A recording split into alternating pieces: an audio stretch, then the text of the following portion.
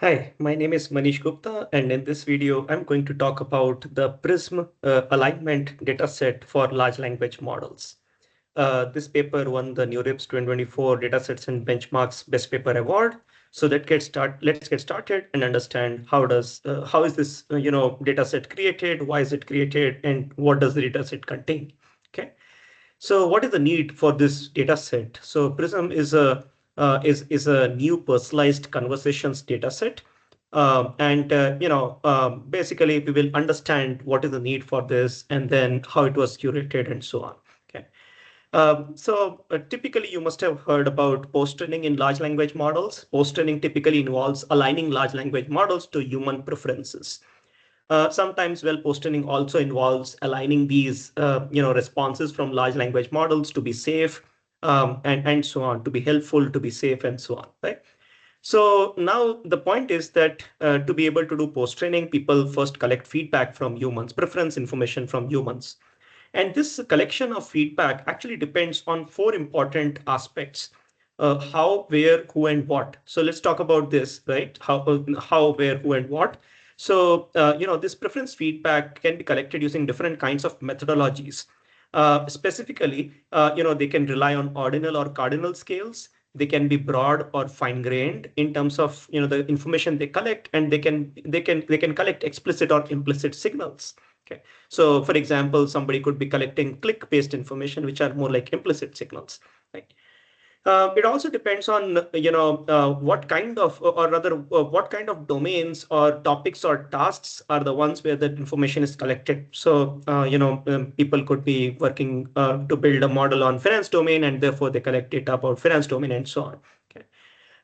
They could also depend on who the information is being collected from. So what are the idiosyncratic preferences of those people or those set of population, set of humans from whom the data is collected, what values they believe in, what beliefs they have, and so on.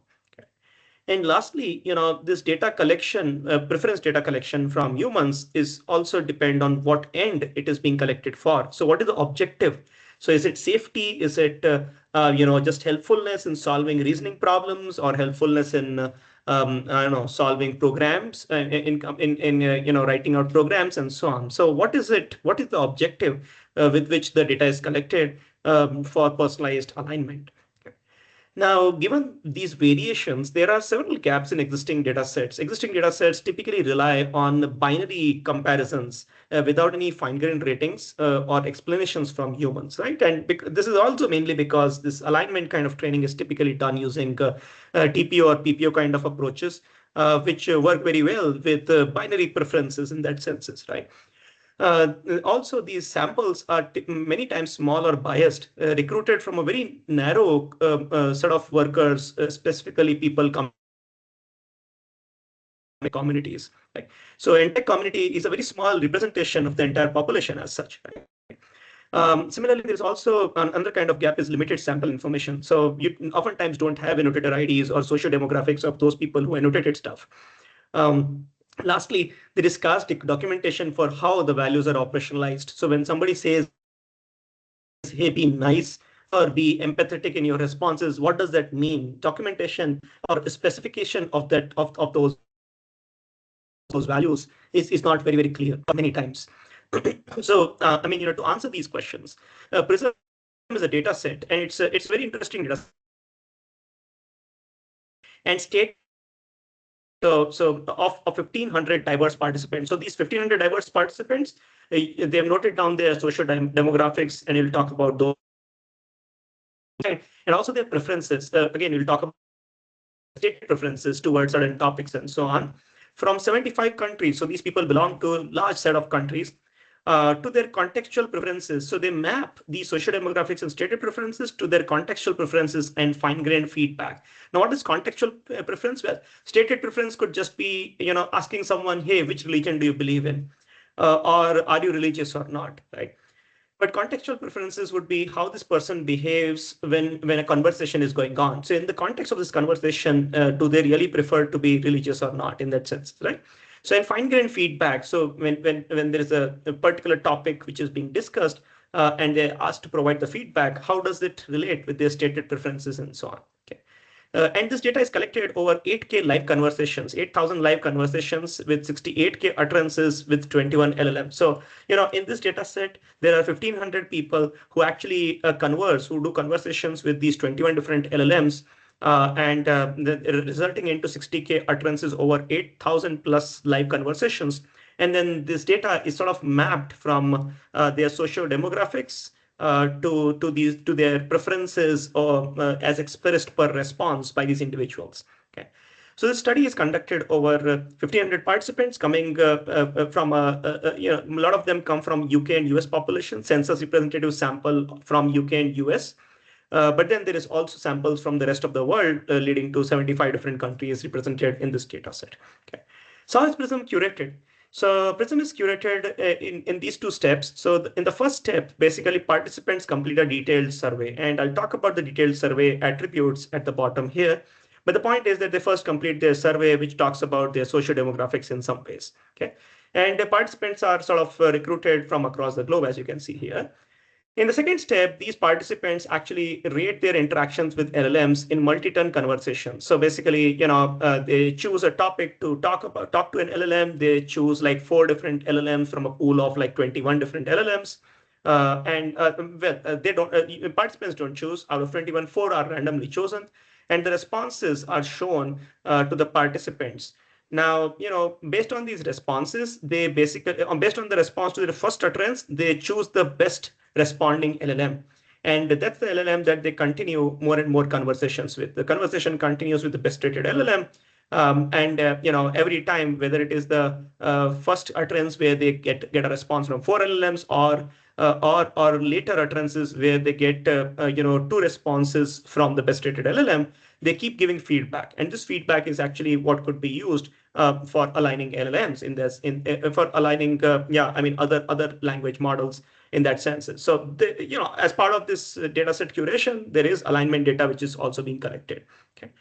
So now let's talk about the survey that is conducted. So in the survey, the participants fill like 5 different things. One is LLM familiarity. So essentially, how familiar they are. Have they used those LLMs directly or indirectly in some applications? If they've used, what is the frequency of use and the purpose of use? What have they used it for? Okay. There's also second thing about self-written system string, or constitution. So most of these LLMs also have this system prompt, as they call it, which basically defines the way the LLM is supposed to behave, right? For example, system prompt for OpenAI LLMs, the one that is visible, you are a helpful assistant. That's the prompt, right? So these participants were actually asked to write a system string, self-written system string, which reflects the principles that the LLM should follow, like factualism, humanness, and harmlessness. Okay. The third thing is stated preferences. Asked to state the preferences for LLM behaviors on a visual analog scale. I'll talk about this visual analog scale and the various attributes on this analog scale on the next slide. But once before they actually start conversations, they're asked to actually provide what they expect from LLM behavior on a visual analog scale. Okay. Fourth thing is self-written description of values and preferences. So basically, participants are just asked what values and preferences do you believe in, and that should also be followed by LLMs. And the important things that came out were like honesty, hard work, empathy. They were basically just asked to write in free text. Okay. The fifth thing is basically demographics. So age, gender, employment status, marital attainment, ethnicity, religious affiliation, English proficiency, country of birth, and country of residence. That's a typical demographic. Once the survey step is done, they basically start rating their conversations with the LLMs in multi-turn conversations. And the rating is actually done on this 7.7 aspects: value alignment, fluency, factuality, safety, diversity, creativity, and helpfulness. Okay. So there are 3 different kinds of ratings that users provide across these 7 different aspects on this visual analog scale, right? So the slider and the participants can actually move the slider from 0 to 100. They're actually not shown the actual rating, but they're just given the slider to come up with the visual rating. That's why it's called visual analog scale. Okay. There are 3 different kinds, A, B, and C. So A is used to obtain behavior attributes. So B for performance attributes, C for choice attributes. Okay. Now, A kind of things are actually asked once in the survey. So once in the survey, not while the conversations are going on. So as we discussed earlier, right? So participants basically take a survey and then they get into conversations with LLMs. Okay. So, but before they get into conversation with LLMs, they basically, rate each of the following statements about their opinion on the importance of different AI language models' behavior or traits. So basically they rate how much should it be value aligned, how much it should be fluent, how much should be factual, how much should be safe, and so on. So how important they think the different factors are for the LLMs. Okay.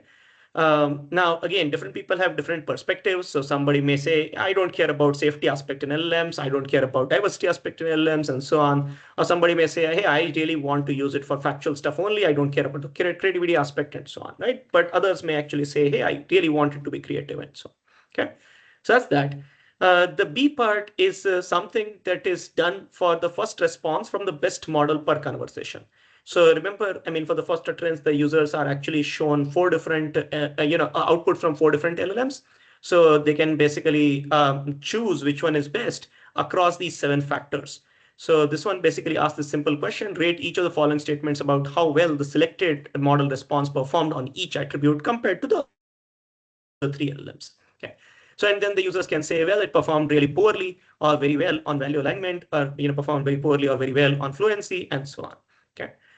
So then there is this C thing, which basically is about choice attributes, in which case, and this C kind of questions are basically asked to these participants for every further response from the best model per conversation. So A is asked once in the survey before the conversations begin. B is actually asked for the first utterance of the conversation, and C is actually asked for every further response or every further utterance from the best model per conversation. Okay. So in fact, after the survey is done, the participants are actually asked to first select a conversation type. Participants are basically asked, hey, what kind of conversation would you want to have? And participants can choose one of these 3. They can have a controversy guided conversation, in which case they choose topics which are controversial in nature, and then have start the first utterance which is on a controversial topic. Okay.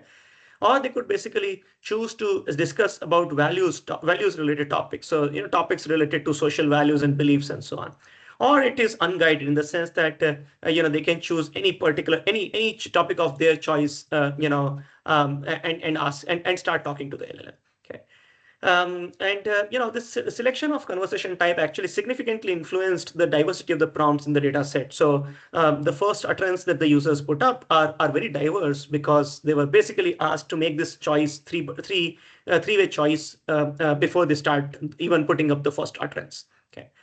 After making this choice, they open the conversation. So they basically put up essentially a prompt to the LLMs, and that prompt is basically broadcasted to 4 different random LLMs, which come up with responses. Participants then rate each response on this visual analog scale, as you can see here, from terrible to perfect, and that is how the best LLM is chosen. So, and for the best LLM, they also give these kinds of ratings: how value aligned it is, how fluent it is, how factual it is, and so on. Then the participants are asked to continue conversation with this best LLM with for 2 to 10 turns while rating 2 responses from on the visual analog scale. Okay, so for every utterance from the participant, the model comes up with 2 different utterances, and then the users or the participants choose which one is better. Okay, so that you can actually get the preference data from humans as well. So, based on this data, what they found is that they found strong correlations between these performance attributes and the choice attributes. Okay.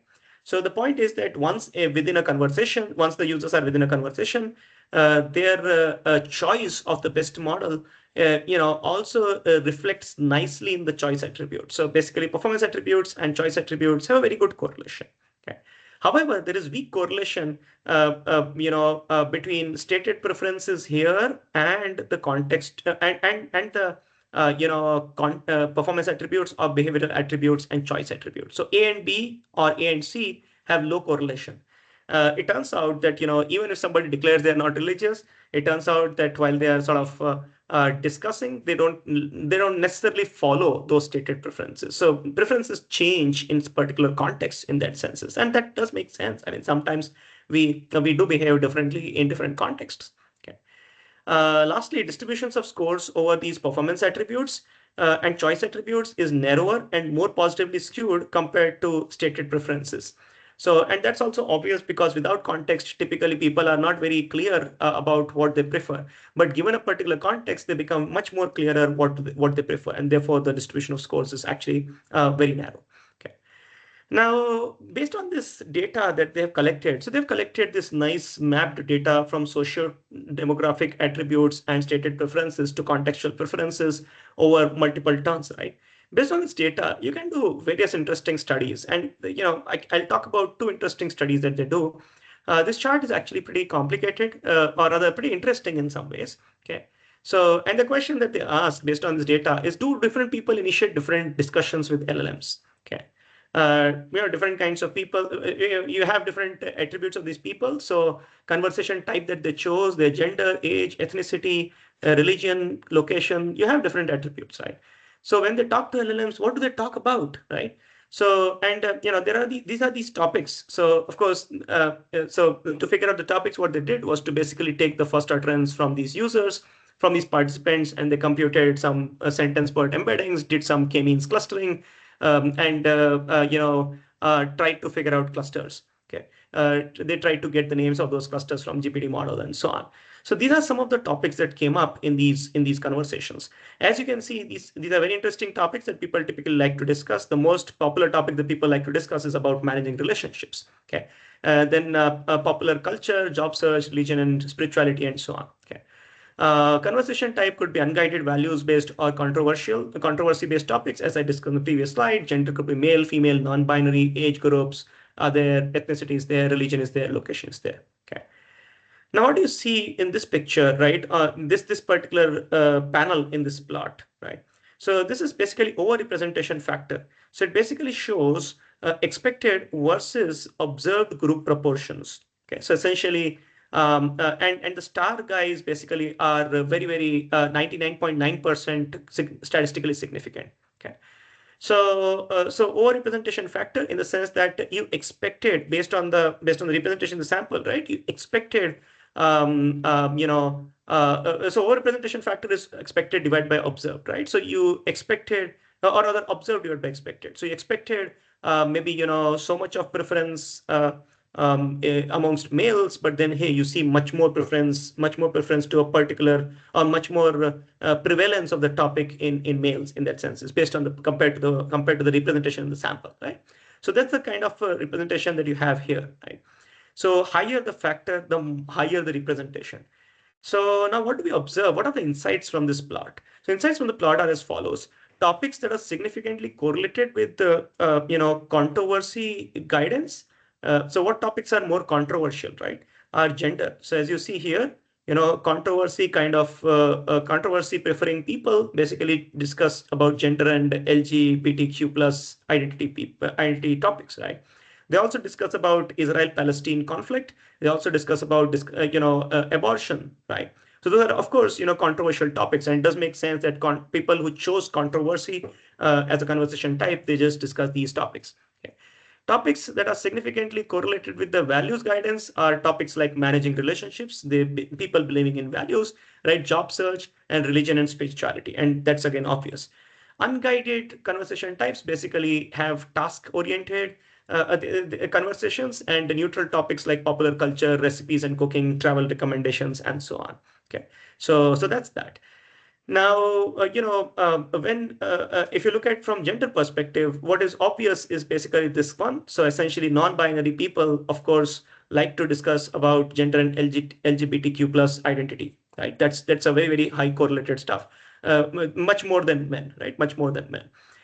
If you look at the age group, older people, so 65 plus people, they like to sort of discuss elections and travel more than young people. So elections and political parties, old people like to discuss more. Travel recommendations, old people like to discuss more. Okay.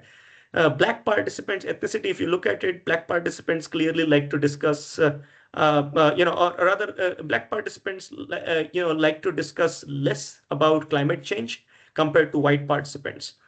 If you look at location, so you would observe that typically all regions question LLMs about abortion less often than US participants. So, if you look at the abortion topic, you would observe that US participants typically, discuss about abortion related topic much more. All regions basically question about abortion less than US participants. Now, what I also observed is that it's not necessary that the topic is really correlated with a particular demography. So, for example, if you look at the topic, does God exist? It has 7 religious and 7 irreligious participants. So basically saying that interpersonal differences in these contextual preferences persist even when the dialogue context is fixed. So even if the context is does God exist, it doesn't mean that only religious people ask that or only irreligious people ask that. So the point is that even if you do not really bother about demography, well, there will be some topics in your preference alignment data when you're creating that data where life is okay, in the sense that it does not matter which demography the user belongs to. Okay, that's that. The second study and the last study that I'll talk about in this video is about this question: do different people prefer differently aligned models? Okay. So they experimented with 21 different models, and they are listed down here, right? So from the command model, PaLM2 model, Claude model, Zephyr model, GPT-4 Turbo, and Flan T5 XSL model, and so on. Okay. For each of these models, of course, once the first utterance response is shown to the users, the participants, they basically choose the best one amongst those 4, right? So they have, these authors basically have the pairwise preference data across models also. Using this pairwise preference data, they form some sort of a graph, and they run a PageRank kind of style algorithm on this graph so as to figure out the pairwise rank centrality scores. And these scores, aggregated over various conversations, give you a single score per model. Okay. Of course, there is some variation as well, and this variation is basically what is called as idiosyncratic variance, meaning yes, a lot of people prefer the command model, but then there are people who prefer less and people who prefer more. So there is variance here as well. Okay. So as you can imagine, as you can see here, the pairwise rank centrality is higher for the command model and lower for Flan T5 XSL and so on. Now, these rankings here may differ from leaderboard rankings, which you popularly see on other leaderboards, and mainly because here the sample is pretty diverse. There are domain shifts which are going on. There's also response characteristics like length, formatting, refusals from models, and so on and so forth. Okay, so therefore these rankings may not be the same as what you see on typical leaderboards. Now, what is there on this, B and C? B is conversational context variance. So basically saying variance in terms of which models are preferred if you look at unguided conversations or values-based conversations or controversy-based conversations, right? So that's that. And then there's also group-wise variance. So for example, not all demographies, not all countries prefer the same model. So maybe US participants prefer some other models, Europe participants prefer different models, and so on and so forth. Okay. Now, so here are these rankings. So rankings so overall 1 to 21 are the rankings. This is the overall preference. But then if you look at unguided conversations, you would observe that the first preferred model stays as it is, but second and third model change their ranks, right? In fact, sometimes the ranks could change significantly. So for example, if you look at values-based conversations, you see that the rank for the PaLM2 model actually drops 4 points. Okay, so these triangles basically indicate how much the rank could drop for a particular model or increase depending on whether the conversation is unguided, values-based, or controversy-based. So as you can observe, the Claude 2 model typically ranks 12th, but if if you basically let's say look at let's see. So if you look at some other characteristic, for example, maybe if you look at, I don't know, if you look at the controversy, it basically gains several ranks, right? It basically goes up by several ranks. Similarly, you can see there are other things like this model basically goes up by 4 ranks if you essentially are talking about controversy-based conversations. Okay, so which model performs best depends on both of these factors and more factors as well, right? So whether the conversation is unguided, values-based, or controversy-based, and rightly so, because certain models are really good at discussing controversial issues, right? Similarly, it also depends on where the user is from. I mean, models do vary in terms of coming up with response depending on where the user is from. Okay. So the rankings are sensitive to what the participants talk about. For example, Zephyr's 7 billion parameter model essentially performs highly on controversy. So if you really look at the Zephyr model, well, it performs really well on controversy, right? But not in unguided domains. While Claude 2 has the opposite trend. If you look at Claude, it basically has the opposite trend. Okay. Rankings are also sensitive to where the users come from. So relative to the overall rank, Palm 2 drops 4 places. So Palm 2 actually drops 4 places for participants in the US. So if you look at Palm 2, suddenly drops 4 places for participants in the US, right? Llama 7 billion drops 7 places in Asia. So Llama 7 billion is a great model. No worries, but no wonder, right? It drops 7 places for people from Asia, while Mistral 7 billion gains 7 places in Africa. Okay. Rankings, of course, as you can see, as I mentioned earlier, they basically differ from other leaderboards because here the rankings are really sensitive to diversity, domain shifts, response lengths, and so on. Okay. So in summary, PRISM is a great data set. It's a data set that maps sociodemographics and stated preferences.